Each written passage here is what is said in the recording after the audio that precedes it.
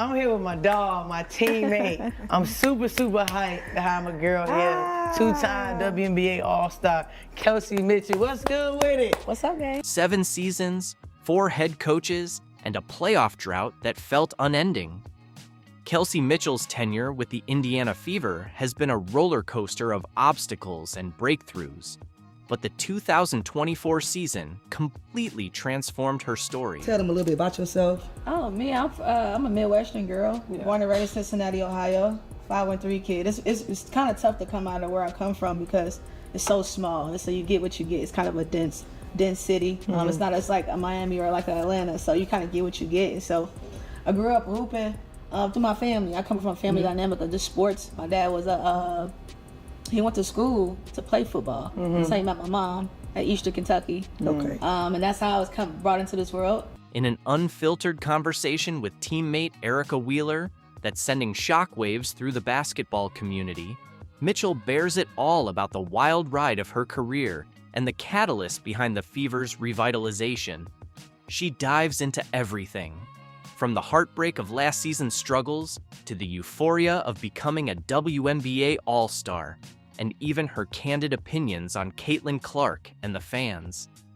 Kelsey leaves nothing unsaid, ready to see how one player's arrival reshaped not only a team's destiny, but also completely transformed Mitchell's view of the game.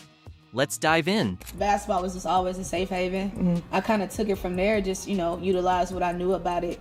And that's how I knew what my lifestyle was, just through hoop. I had friends through hoop. I just, you kind of gain a lifestyle, and the rest was kind of history. Yeah, I look back at it now, I went from Cincinnati and I went up the street to Columbus, to Ohio State University, and I was always a homebody, but I knew I wanted to get out of Cincinnati. That was clear. And once I became a Buckeye, I kind of chose being a Buckeye. Picture this. You're Kelsey Mitchell, the 2nd overall pick in the 2018 WNBA draft. You're set to ignite the league and drive your team to greatness. Yet, instead of basking in championship parades, you endure a relentless string of losses.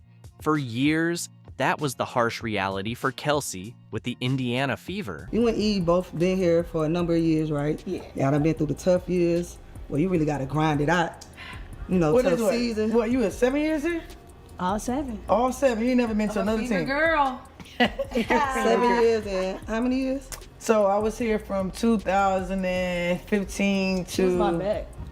Hey, wait. Wait. She was. Don't count my age right now on TV. Don't do that. Don't do me like that. When Mitchell first arrived in Indiana, she was bursting with promise and potential. The Fever were excited about their new star, though they had no idea of the obstacles that awaited them. Season after season, wins proved to be elusive. The Fever not only missed the playoffs once or twice, they went 7 straight seasons without a playoff appearance. In one particularly rough season, they managed a mere 5 victories. Can you imagine the weight of that disappointment? Yet, despite the team's struggles, Mitchell's individual talent shone brightly. She wasn't just good, she was consistently exceptional. From 2018 to 2023, Mitchell averaged more than 16 points per game, a testament not to a brief hot streak, but to nearly half a decade of elite scoring. The first 3 years, you can kind of sum it up. You ain't got to give me a long story. I was there with you for 2 of them, so kind of give me what that rough patch was like, and then we can kind of skip through and get to where you at right now. Yet, individual achievements can only conceal team frustration for so long. Mitchell, always the fierce competitor, began to question her future in Indiana. The points kept stacking up, and the accolades kept rolling in. Yet something crucial was missing. In her own words, the points were just points, and the accolades merely accolades. It simply wasn't sufficient. What she longed for was that winning team spirit, not just personal triumph. You can truly feel the hunger for collective success in every word she speaks. Yeah, I think Indy, those from my year 1 through 3.5. Well, let me just say this. I went through my 7 years in Indy. I've had 4 head coaches. So that within itself was kind of like, no one really knows what an experience of the black stick at the bottom. Trust me, I've been there. Trust me. So I was, that's really how it started, Now, let's dive into the topic of stability, or rather, the striking lack of it. Picture trying to construct a championship contender when the architect is swapped out every season. That's exactly the scenario Mitchell and the Fever encountered. 4 head coaches in 7 years, each with a distinct voice, system, and vision. How can anyone find their footing when the ground is constantly in flux? When y'all left, it was still a rebuild stage. So different coaches got hired. And I think that at that point, Delby was trying to figure out whether I was keep swimming or if I would sink individually. And I'll be honest, I didn't know what would happen in my career. I didn't know how it would turn out because the points were the points, the accolades were the accolades, but it wasn't enough. That team winning. Team, not individual, team. Yeah. And anybody that wanted to compete and be a winner, it's about team. It's about team. But here's where Kelsey Mitchell's true character emerges. While many might have asked for a trade or let their effort falter, Mitchell did not waver. Her work ethic became the stuff of legend within the organization. She was often the first to arrive at the gym and the last to leave. Day in and day out, loss after loss, she kept pushing, striving, and believing. With every defeat, her determination only grew stronger. She made a career-defining choice: to be part of the solution.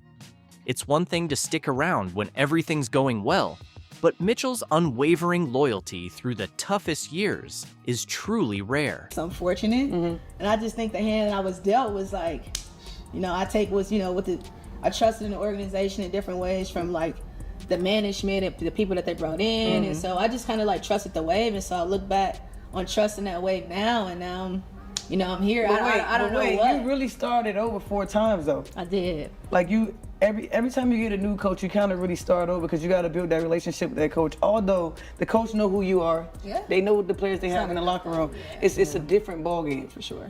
I was in survival mode when I put my back against the wall, and so what everybody see now is just I've always been a fighter. I've always kind of had to compete and find a different way to, And in 2023, that steadfast dedication finally paid off. After years of individual excellence overshadowed by team struggles, Kelsey Mitchell received the validation she so richly deserved. For the first time in her career, she was selected as an All-Star, a moment of triumph that recognized not only her remarkable skills on the court, but also her relentless perseverance through adversity. Mitchell's journey is a powerful testament to the rewards of resilience and loyalty, proving that even amidst constant challenges, staying true to your mission can lead to ultimate success. Caitlin Clark, she declined an invitation to participate in a special challenge during NBA All-Star Weekend next month.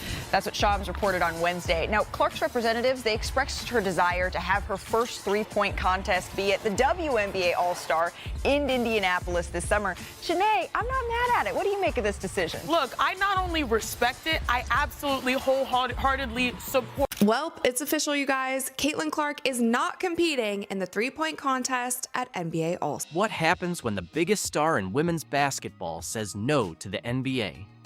Caitlin Clark, a record-breaking force and trailblazer on the court, just did exactly that. In a move that's sparking controversy and shaking up sports media, Clark turned down an invitation to join the NBA's three-point contest at All-Star Weekend. Rather than stepping into the spotlight as the NBA's special attraction, she's making a bold statement about where true recognition belongs. Stay tuned as we dive into how this decision is flipping the script and what it means for the future of the WNBA. Caitlin Clark knows how to use the word that many people struggle all their lives being able to use. Some of us never get it till we're old and just don't care no more. The word, take a guess. Take a guess. Controversy, debate, and, of course, ESPN's outrage. Caitlin Clark, the beacon of the WNBA's future, has just declined an invitation to participate in the NBA's three-point contest at All-Star Weekend. Well, it has just been confirmed from Shams that Caitlin Clark will not be competing in the NBA three-point contest. Indiana Fever star Caitlin Clark will not participate in the NBA All-Star Special three-point shootout in San Francisco and wants her first three-point contest to be at WNBA All-Star in Indianapolis this summer. Her representatives at Excel Sports. Rather than celebrating her choice, the sports media exploded into chaos. Some argue she's simply dodging the competition, while others believe she's boldly championing the WNBA. So what's the true story behind her decision, and why is ESPN so incensed?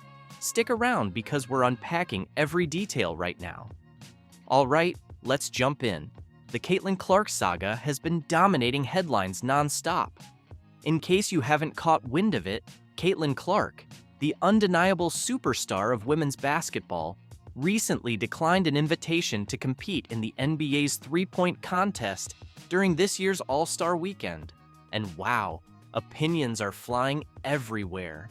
From ESPN to NBA fans and WNBA supporters, everyone is weighing in as the debate continues to heat up. The momentum that Caitlin Clark has this season, with her being close to being the face of basketball, both men's and women's this year, I just thought it was the perfect stage. And then obviously, you know, the possibility of Steph Curry and Klay Thompson teaming up once again back in Golden State and doing that home reunion thing, and then having Sabrina and Caitlin. To me, it just sounded like so much fun, and it would definitely bring a little spark to NBA All-Star that NBA All-Star, unfortunately, hasn't. Let's be honest, Caitlin Clark is the biggest name in women's basketball right now. She's more than just a player, she's a phenomenon. Every time she steps onto the court, she shatters records, fills arenas, and pulls in huge TV audiences. So when she decided to pass on the NBA's invitation, it wasn't just a scheduling conflict, it was a powerful statement. One that clearly caught ESPN and many sports analysts off guard. So what prompted her to make this call? Is she intimidated by the competition? Did she miscalculate? Or is she strategically setting the stage for the future, making a power move that still has many scratching their heads? Is another testament to where she is in the hierarchy of the sports food chain and, you know, the ladder of power and influence. Because Caitlin Clark is Steph Curry and LeBron James. Like, she's, you know, there's no difference. A great philosopher once said there's levels to this. She's on that. Here's the reality about Caitlin Clark. She knows exactly what she's worth. She's not just some player thrilled to get an invite to a high-profile event. She understands that wherever she goes, the cameras roll, the money flows, and the fans rally. So when the opportunity to participate in an NBA event came along, she didn't jump at it like a rookie trying to prove herself. Instead, she made it clear, "Thanks, but I'll pass.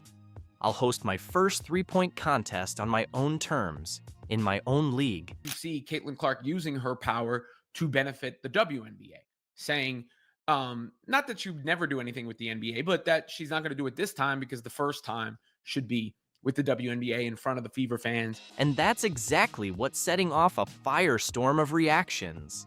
For years, women's basketball players have been fighting tooth and nail for recognition, respect, and financial support. The WNBA has long been cast in the shadow of the NBA, and whenever a female athlete earns a smidgen of mainstream acclaim, there's this lingering expectation that she should be grateful for even the smallest scraps of attention from the men's league. But Caitlin Clark isn't subscribing to that narrative, she's rewriting it. She made it abundantly clear that she wants her inaugural three-point contest to take place at the WNBA All-Star Game, right in front of her hometown fans in Indiana. And let's be real, that's a savvy move. Why settle for being the NBA's special guest when she can be the headliner of her own show? Why help prop up the NBA's All-Star Weekend ratings when she can shine the spotlight on the WNBA instead? Of course, not everyone is on board with her decision. The moment she turned down the offer, sports analysts went into overdrive. ESPN pundits began to debate whether she was making a grave error, questioning her judgment, while the usual skeptics claimed she was merely dodging competition. Dodging competition? Come on. Caitlin Clark has never shied away from a challenge. She's been demolishing defenses and shattering records her entire career. If she really wanted to join the NBA's three-point contest, she'd be more than capable of holding her own. But that's precisely the point. She refused because she knows her worth, and she refuses to let others call the shots for her. Stephen A. Smith, as per usual, had a lot to say on the matter. For once, he actually backed Clark's decision, though not without throwing in some of his trademark commentary. He noted that last year's WNBA All-Star Game smashed records by drawing in 3.4 million viewers, while the NBA's All-Star Game struggled to hit numbers anywhere near its former glory. The NBA's All-Star Weekend has been losing its luster, no secret there, and it's obvious they were banking on Caitlin Clark to give them a ratings boost. Let's break that down for a moment. The NBA isn't exactly at its prime during All-Star Weekend. The dunk contest has lost its charm, and even the All-Star Game itself is treated more like a casual exhibition than a true contest. Viewership has been on a steady decline, and the overall energy just isn't what it used to be. So when Caitlin Clark enters the picture, a player who's been single-handedly driving TV ratings through the roof and filling arenas, it's clear the NBA saw a golden opportunity. And frankly, from their standpoint, it made total sense. Imagine the buzz. Caitlin Clark going head-to-head with the NBA's best in a three-point contest. The intrigue alone would pull in millions of viewers. But that's exactly why she declined. She recognized that she was being positioned merely as a ratings tool, and she wasn't about to let that happen. Let's not kid ourselves. If she had accepted, the aftermath would have been just as contentious, albeit for different reasons. A win might have been dismissed as merely a shooting contest, not genuine competition. A loss would have fueled claims that the WNBA just can't compare to the NBA. There was no scenario in which she could emerge unscathed in that setup. Instead, she delivered a bold message. The WNBA matters. She's not a novelty act or a side attraction for the NBA's All-Star Weekend. She's the star of her own league. This move might just be one of the most significant power plays we've seen from a women's basketball player in a long time. It's not about avoiding one contest. It's about transforming the narrative around the WNBA. For too long, critics have argued that women's sports depend on the men's leagues to survive, that without the NBA's support, the WNBA couldn't flourish. But Caitlin Clark is proving that theory wrong. She's driving ticket sales, setting new records, and making women's basketball a must-watch spectacle all on its own. Consider this. Just last year, the WNBA saw a surge in both viewership and merchandise sales. The Indiana Fever, the team Clark plays for, accounted for nearly half of the league's entire broadcast value. Half. That's a staggering figure, and it's all thanks to her influence. She's demonstrating that the WNBA doesn't need to rely on the NBA's leftovers to thrive. It can stand tall with its own stars, its own storylines, and its own dedicated fan base. That's why this decision is so monumental. She's setting a new standard. She's telling the next generation of female athletes, you don't have to latch onto the men's league for validation. You can be the main event in your own right, and the impact is already evident. What began as a decision over a three-point contest has blossomed into a full-blown conversation about the future of women's basketball. That's the magnitude of her influence. So yes, ESPN might be seething, the NBA might feel let down, and some fans might be left scratching their heads. But Caitlin Clark is in complete control of her narrative. She's playing the long game, building something far bigger than a single contest. And honestly, you have to respect that. You come in as a rookie and like you said, like you're trying to figure out a new environment, new teammates. Like you don't want to say too much. You don't want to say too little. And it's just so hard. What if I told you that Caitlin Clark's greatest challenge wasn't on the court, but within the locker room? That her most significant achievement wasn't smashing records, but building connections? How do you excel without outshining your teammates? How do you blend in while still standing out? It's crazy, like looking back at a year ago today or around this time, like I was just beginning my senior year of college. And obviously, you know, people knew who we were and people attended our games, but it's obviously not on the magnitude that it is now.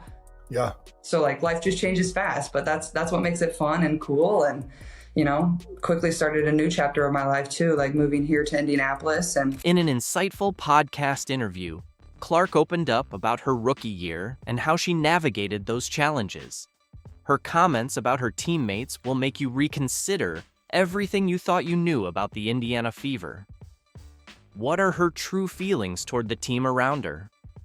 From sophomore Aaliyah Boston to Fever's close friend Lexi Hull and others such as Kelsey Mitchell and Nalissa Smith, we uncover Caitlin's unfiltered thoughts about them. Ready for the inside scoop? Let's dive in. I mean, it was just a crazy year because you go all the way up to the national championship game and then you're playing right away. Yeah. You know, one of my coaches early on in my career said, you know, your rookie year is always so hard because you're in a new city, you're in a new place, you're with a new team, new coaches. There's so much that's not part of the routine that you're so used to. And you had that as like magnified. Imagine this. Caitlin Clark, the collegiate phenom, steps onto the WNBA court for the very first time. All eyes are fixed on her, with expectations soaring high.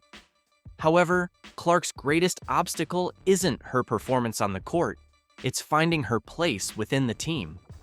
During an eye-opening episode of the New Heights podcast, Clark delved into her rookie anxieties. She shared, but like in my scenario, and obviously you guys too, like you're already highly thought of. Like people are turning to you to like be something or be someone. So it's hard. Like you're trying to get your feet wet, but also not do too much. And I think that's kind of what I struggled in early on is like, I don't know what to say. I don't know how to say it. I don't know how they're going to react. Pressure was overwhelming, and Clark felt torn between two worlds. She spoke about feeling adrift in the locker room. Should she take the lead or go along with the group? It was a mental battle intensified by her fame. Yet, amidst the turmoil, Clark discovered a positive side. The fast-paced WNBA environment kept her concentrated. But I think it was good a little bit too. Like you don't have time to overthink things. Like it's just like boom, boom, boom, boom. Yeah, like you're just on to the next. But at the same time, like you don't like, I feel like I never really ended the chapter of college. Like it was just like you been left, but maybe that's good. You don't have a lot of time to think about it. So I think that's definitely the weirdest part of, you know, women's professional basketball and obviously college basketball too. It's just that change, but that's kind of how it has to be too. So it's just different. Her teammates became her rock during this wild transition. While some teammates caused problems in the beginning, eventually everyone came together to thrive in the WNBA. For not knowing, you nailed it. Well.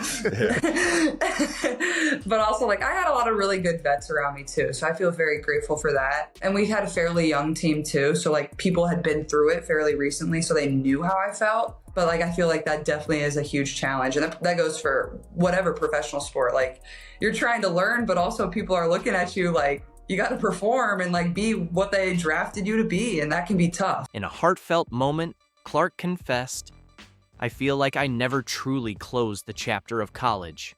It was just like you left. But maybe that's for the best. There isn't much time to dwell on it."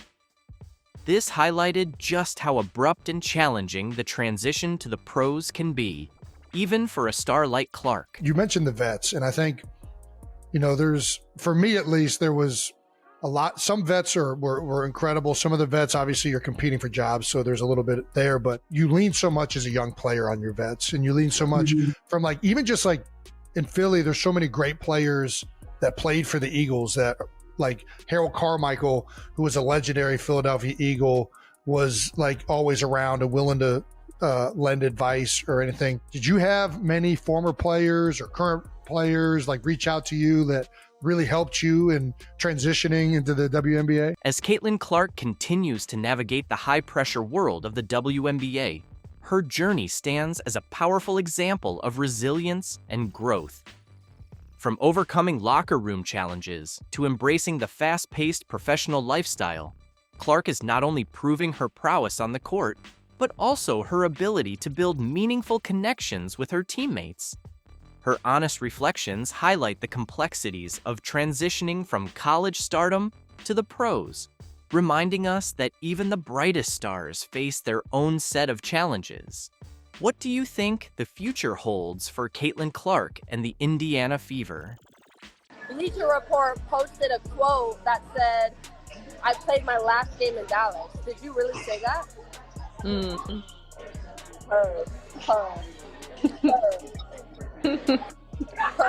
I know. I'm sad about it though. I like the fans, you know, I'm a fan, but Satou. Time to move on. After weeks of intense speculation, Satou Sabally has finally addressed her free agency status, unveiling a series of unexpected developments and bold decisions that could redefine her WNBA career. What's driving this intriguing move? Let's uncover the story behind her fascinating choice.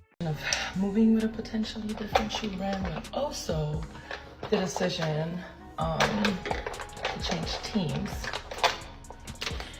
Yeah, so I'll be a free agent this year, and oh my God, I feel like this is just super exciting. So, in a highly anticipated live stream, Satou Sabally finally shared news that has fans buzzing with excitement and speculation.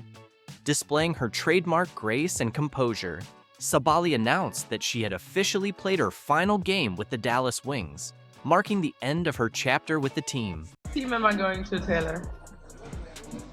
I don't want to say no names. Hey, I just want to say. Don't say anything. That's what I'm saying no names. No, because generally we don't know yet. We don't know yet, but. Yeah, we don't know yet. Just know wherever Satou ends up at, ring incoming. Ring incoming. In a highly anticipated live stream, Satou Sabally delivered news that has fans buzzing with excitement and speculation. With her characteristic grace and poise, Sabally announced that she had officially played her final game with the Dallas Wings, signaling the conclusion of her journey with the team. We got Satou Sabally trending on X. Come to the Fever. We got the motion. Satou's star power, plus her German flair, plus Caitlin Clark connections equals untold endorsement wealth. So the Dallas Wings have lost Satou Sabally. Well, she's gone. Sabally's announcement was clear yet rich with underlying meaning, particularly when she addressed the rampant speculation about her next destination. While many assumed she was headed to the Chicago Sky, Sabally clarified the situation unequivocally. She had reportedly declined the opportunity to join Chicago. Unrestricted free agent, the Chicago Sky do have some of the most cap space in the league this offseason. Should the Chicago Sky target Satou? 100% yes. There's no doubt about it. She's easily, if not number one, on the free market list. The motivations behind her decision remain unclear, but her opting out of joining the Sky has only heightened the speculation surrounding her future. Since then, rumors have taken off, with one particular storyline especially capturing the interest of both fans and analysts alike. Let's talk about travel. Let's talk about charter. Let's talk about the WNBA. We would save days, yes. I hate to make excuses that we're tired, but reducing travel time increases recovery time. It increases this time to be able to eat, sit, be away from light that hinders you from actually getting a good night rest and sleep, scientifically proven. The chatter indicates that Sabally may be heading to the Indiana Fever, where she could team up with the emerging star Caitlin Clark.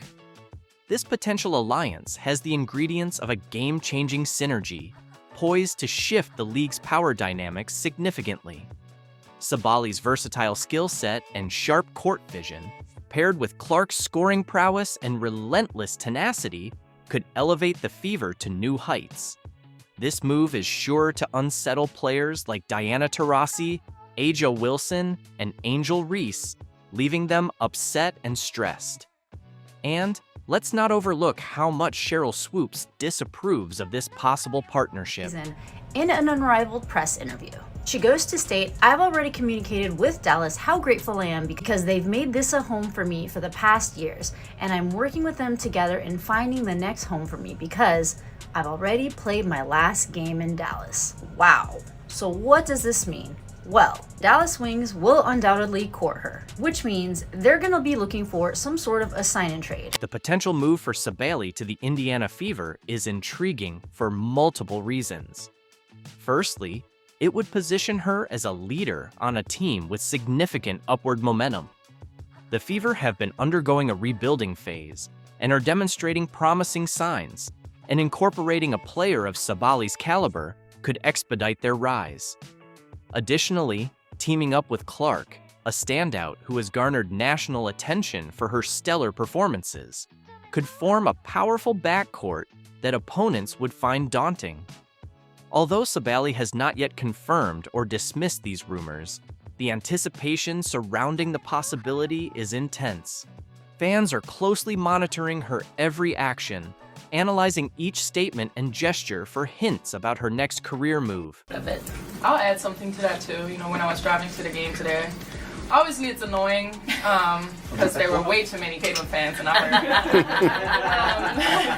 heard. But like, it just kudos because it's amazing to see so many people in women's basketball jerseys. It's amazing to see the excitement and the joy that comes out of that. So although I feel like our Dallas fans could have done better, I had mixed feelings obviously seeing all the Caitlin jerseys in our home, but it's an amazing sign for women's basketball. Despite the swirling rumors, one thing remains clear. Satou Sabally's next move will be one of the WNBA offseason's most highly anticipated decisions. Sabally's influence and presence are sure to make a significant impact in the league. Whether she chooses to join Caitlin Clark in Indiana or takes a different path, we can only watch and wait as this exciting chapter of her career unfolds. In a sports world often riddled with competition and envy, Satou Sabally has distinguished herself as a trailblazer, not only through her exceptional gameplay, but also through her unique perspective. When Caitlin Clark's meteoric rise captured the attention of basketball fans nationwide, not everyone was pleased. Satou Sabally's decision to openly support Caitlin Clark was both refreshing and unexpected. At a time when many were focused on comparing statistics or lamenting their own lack of similar recognition, Sabally saw the bigger picture. She understood that Clark's impact on the sport went beyond individual accolades, contributing to the elevation of women's basketball as a whole. Instead of giving in to underlying jealousy, Sabally expressed her gratitude for what Clark brought to the game, a surge of energy, visibility, and enthusiasm that women's basketball desperately needed. Unearned fame and fortune are far more destructive than they might appear. And right now, there's no organization on the planet that proves this point more than the WNBA. The league just posted its highest average game viewership in 24 years. They're bringing in massive new sponsorships, at least by the league standard.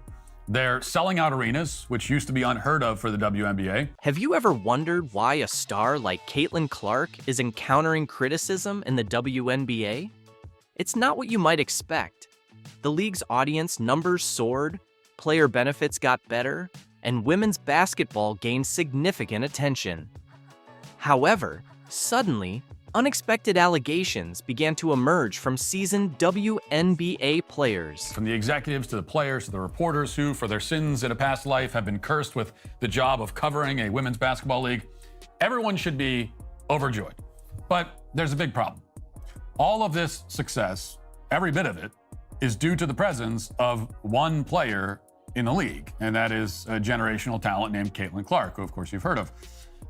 And still probably the only WNBA player whose name you know. Matt Walsh isn't buying it. He's calling out the double standards, and trust me, he has the proof. He's armed with the data, the statistics, and he's not afraid to name names. Stay tuned as we uncover the explosive truth behind the WNBA's biggest controversy to date. You won't believe what some players are revealing behind the scenes. Ready? Let's dive in. Imagine this. Caitlin Clark steps onto the court, and the WNBA undergoes a complete transformation overnight.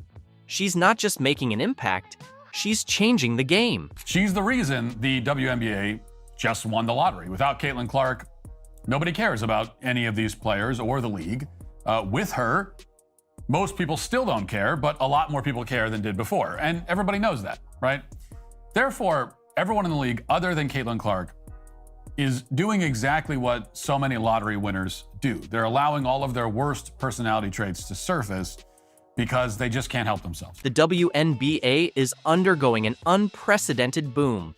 Viewership has soared to record-breaking heights, leaving executives in awe.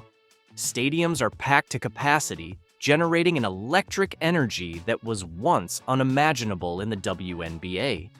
It's as if someone hit a power switch, and suddenly women's basketball has become the hottest ticket in town. You know, there are a lot of stories out there about lottery winners who go on to destroy their lives. Something like 70% of them supposedly go bankrupt within a few years. It's not hard to see how that would happen. When you give a lot of money and attention to a person who didn't earn any of it, that person doesn't suddenly change overnight. Instead, more often than not, all of their worst character traits are amplified 10 times over, and in many cases, that leads to a very public and humiliating collapse. This is a principle that doesn't just apply to individuals, it turns out. It applies to organizations too. This surge in popularity is bringing in significant investments. Sponsorships and major deals are flooding in like never before.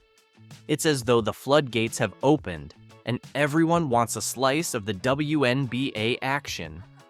Players are enjoying enhanced benefits, and the league is attracting attention from unexpected sources with a surge of new fans. But here's the kicker.